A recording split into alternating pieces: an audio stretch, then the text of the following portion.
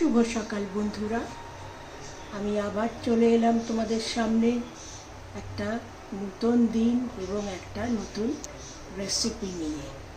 চলো বন্ধুরা দেখে নিই আজকে আমরা কি বানাতে চলেছি। এখানে তোমরা দেখতে পাচ্ছ এগুলো হচ্ছে কচুর ডাঁটা, যেটাকে আমরা লতি বলে থাকি। আমাদের এখানে পাতাগুলো অতটা বাংলার মতো অতটা বড় হয় না এবং ডাঁটাগুলো এতটাই পাতলা হয়, কিন্তু স্বাদে কোনো তফাৎ হয় না। আমরা যেহেতু পাতাটা খুব একটা খাই না, তাই আমি প্রথমেই একদম পাতাগুলো আলাদা করিয়ে নিই। তাহলে চলো বন্ধুরা, আমরা এবারে ধীরে ধীরে এগুলোকে পরিষ্কার করে তারপরে ফিরে আসছি।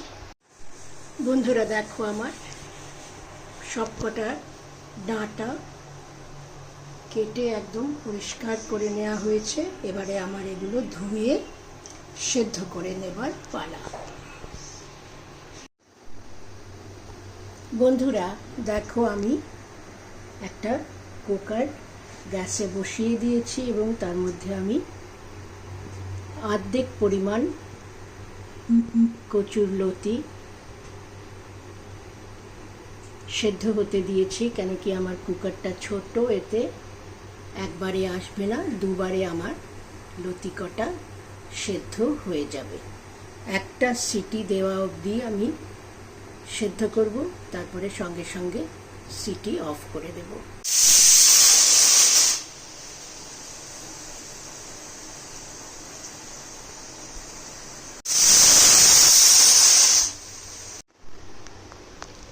বন্ধুরা দেখো, আমি এই কচুর ডাঁটা কটা সুন্দরভাবে সেদ্ধ করে একদম জল ঝরিয়ে নিয়েছি। এখানে আমি গ্যাসে তেল গরম হতে দিয়েছি, সর্ষের তেলেই রান্নাটা করব। এখানে নিয়ে নিয়েছি দুটো তেজপাতা এবং দুটো শুকনো লঙ্কা। সব থেকে আগে আমি বাদাম কটা ভেজে তুলব। বাদাম কটা ভেজে তুলে রাখলাম। এবারে আমি এই তেলেই প্রথমে দিয়ে দিলাম দুটো তেজপাতা এবং এই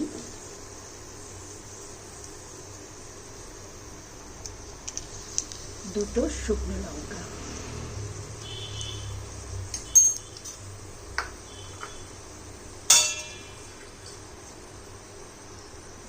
তার সঙ্গে দিয়ে দিলাম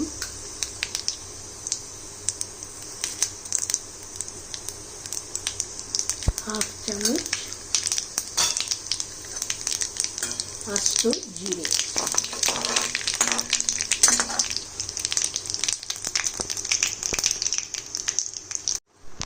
মশলা ভাজা হয়ে গেছে। এই পর্যায়ে আমি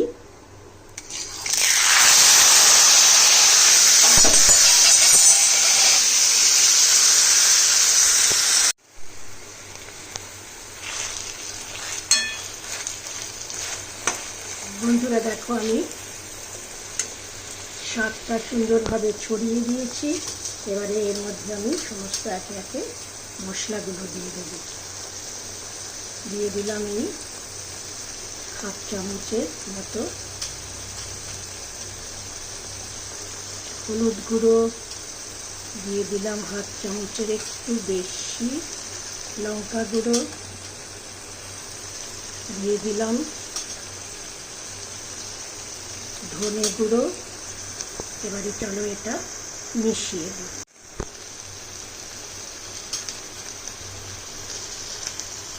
সামান্য একটু লবণ দিয়ে দিলাম। এবারে চলো এটা ভালো করে মিশিয়ে দিই। বাদাম কটাও দিয়ে দিলাম, সুন্দর করে এবারে মিশিয়ে দিই। দিয়ে দিলাম এই 1 চামচ মিষ্টি। এবারে মিষ্টিটাও ভালো করে মিশিয়ে দিই। বন্ধুরা দেখো আমার কচুটা খুব সুন্দরভাবে রান্না হয়ে গেছে।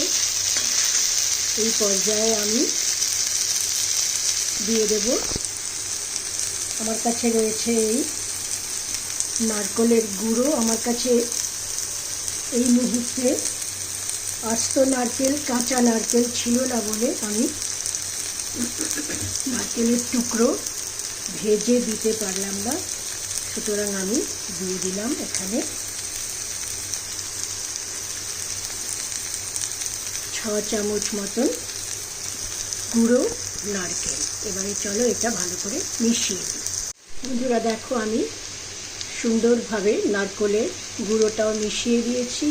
এবার এই পর্যায়ে আমি ছড়িয়ে দিচ্ছি আমার কাছে যে ভাজা মশলাটা রয়েছে, জিরে, ধনে এবং শুকনো লঙ্কা।